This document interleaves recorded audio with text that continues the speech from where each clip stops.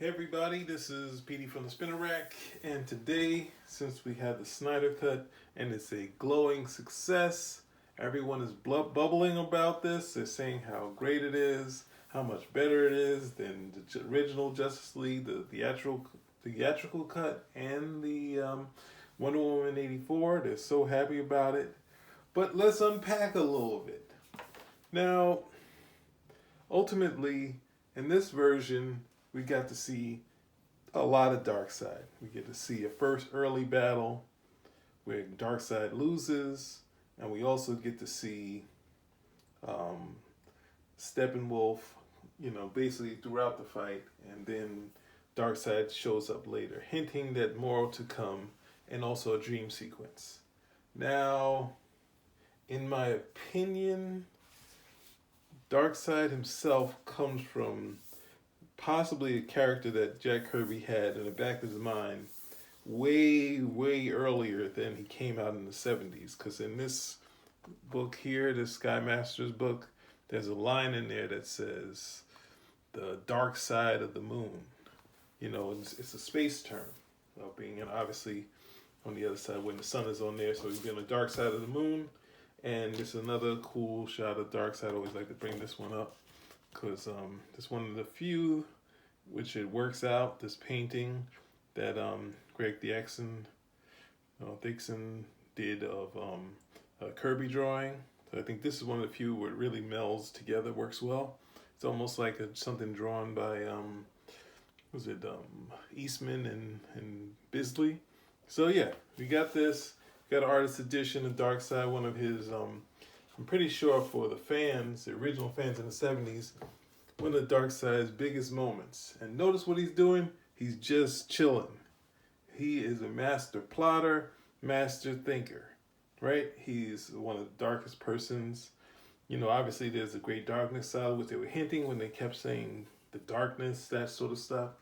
But ultimately, the plan, saying Darkseid is really this guy that's kind of beyond just being, a simple plan to take over the world. Everything that he does is pretty much multi-layered. And that's why when I looked at the Snyder Cut, I was thinking that that dream sequence should have been the end to say that Darkseid planted the seed early when he got to Earth. Then he comes back. He doesn't get the win, but actually he has a win coming up that the heroes have to recover from, right? That's what I felt would work. But they made it into a dream sequence just in case nobody wants to come back. Now, I have these omnibuses here. Obviously, if I show you this one here, has Darkseid on the cover. But we'll go to the first omnibus. And it has where Darkseid is first appears in Jimmy Olsen. What was it? Jimmy Olsen 133. He's just in a small panel. Let's see, yes, in here. Yes, so I got this. Let's quickly. No, it's 134, right? There's the Mountain of Judgment. A couple other cool things. And,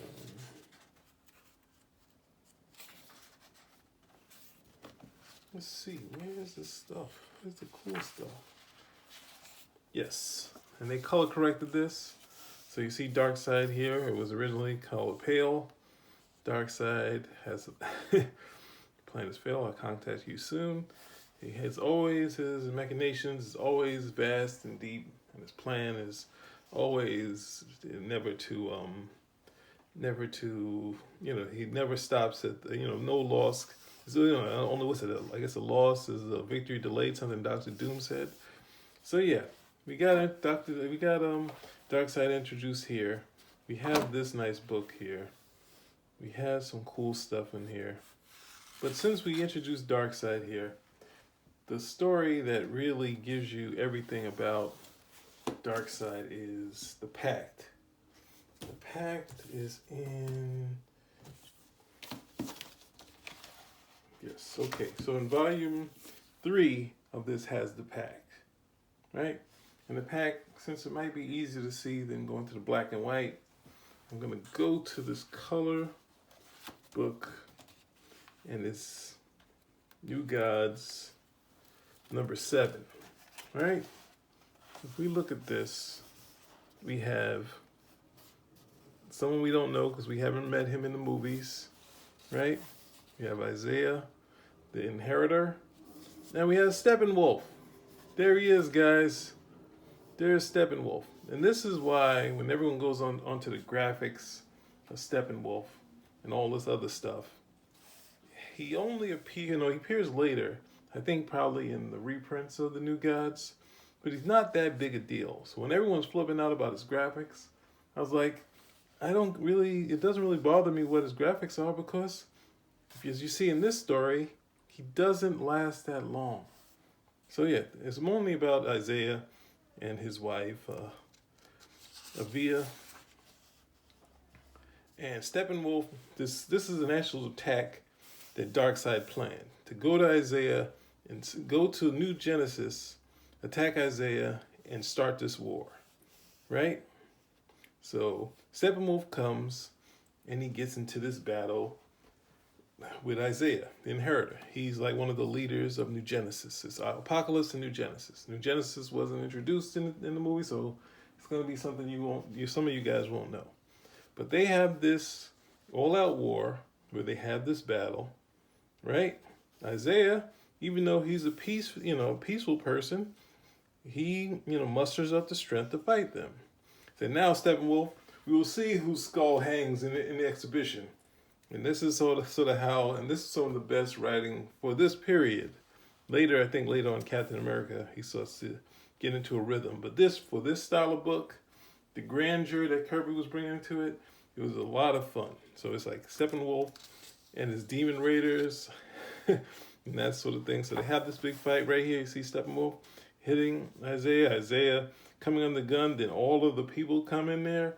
Isaiah pushes those demon riders off, and look at that, right? And then Steppenwolf does something even worse.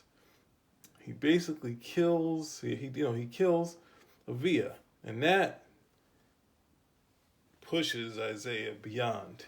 And you see the madness on him. But Darkseid actually drops the killing blow. Right? He has these killing gloves. And then next thing you know, Steppenwolf is actually the uncle of Darkseid. Yes, Darkseid has an uncle. He has a mother too. Right? So he kills Isaiah. And he said, I don't trust you, nephew, or your bizarre companions.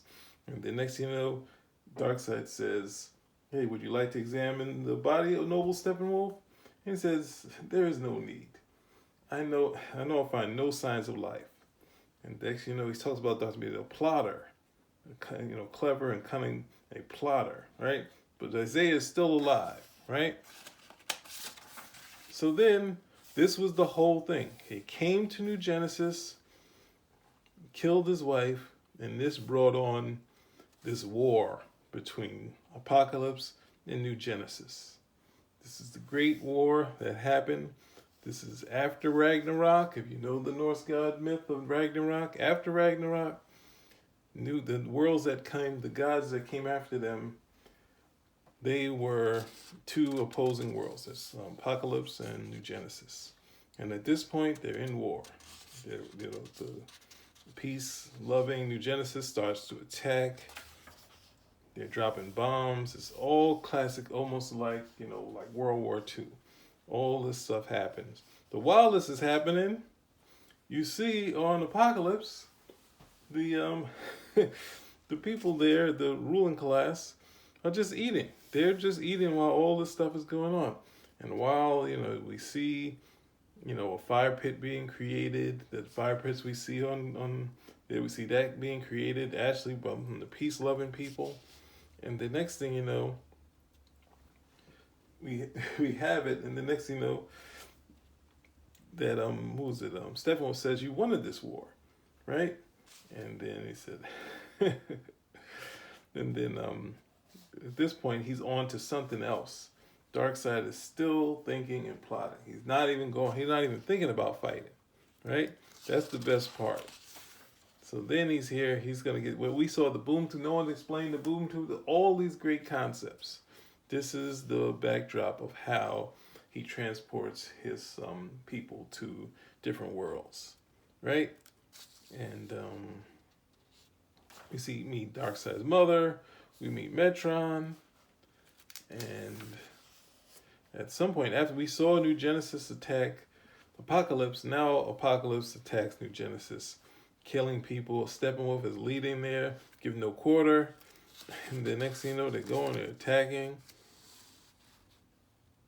And then young Darkseid yields his command, and he wants to be, a warrior. He loves war. But then, people from New Genesis are trying to hold him back. While this goes on, Steppenwolf gets knocked off his horse, or whatever, his dog. That's what it is, right? And then next thing you know, who are you? The risen dead, eager to exact the long-awaited vengeance. And the next thing you know, think hard, it's Isaiah.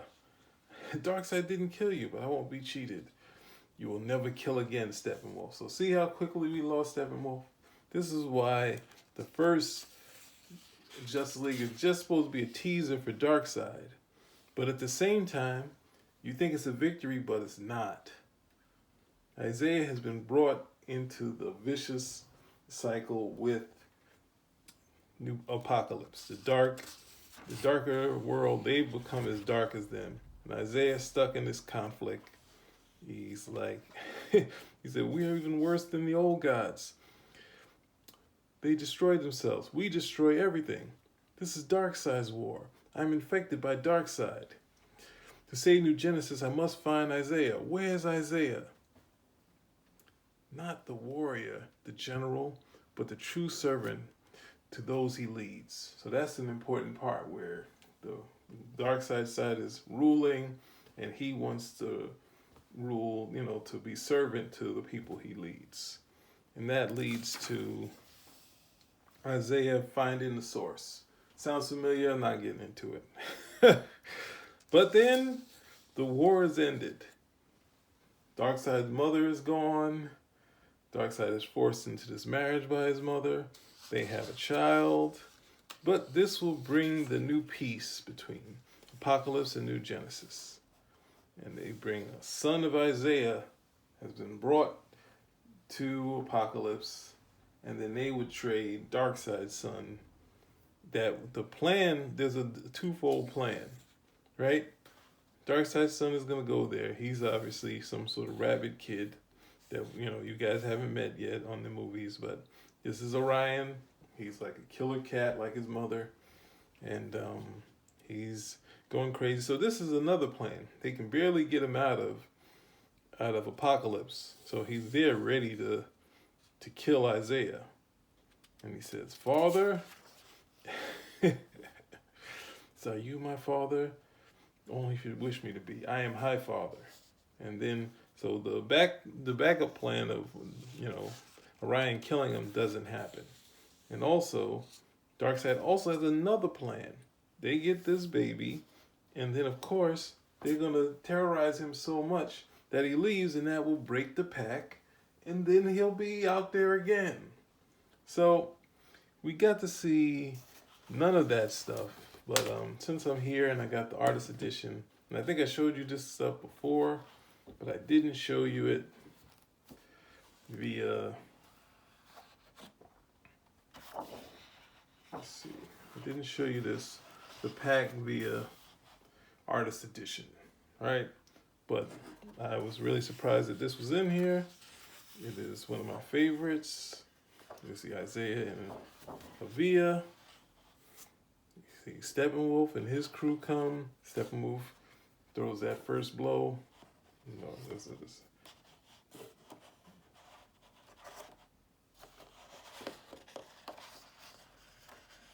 This is first blow. Look at that. We see her getting killed. You see the Pact, as I've been talking about. Written, drawn, and edited by Jack Kirby. This is possibly. Well, there's Darkseid, not looking as cool as he did in the movie. I guess I can say the same for Steppenwolf. But Darkseid is always Darkseid, right?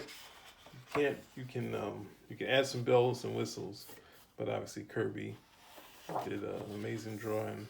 It'd be great to see Metron and all these other characters. Steppenwolf, there he is again.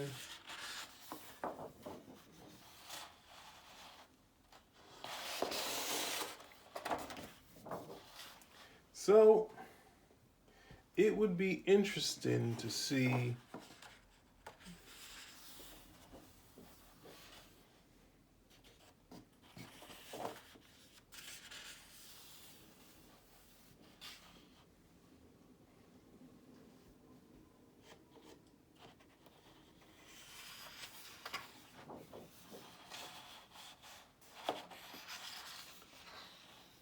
crazy how they found a way to make a reprint, something that'll stay a collectible and something you fear about reading. It's like, oh, I'm messing up the worth of this book by reading it. So that's it. I've unpacked the movie, closing this up. Thank you guys for showing up. And if you get a chance, go check out Jack Kirby's Fourth World Omnibus. This is my favorite version of this. And it also has, even though, well, I guess it does have this. We have this cover here, so this is always classic to have. But you have 4 volumes to check out. I think they have a couple new volumes, but this is on great paper, right? This has some of the reprints, some of Kirby's later drawings, some of his pencils, all this cool stuff. I guess I can go through this at some point. But no, I just want to give you that short, brief thing about that stuff. And thank you.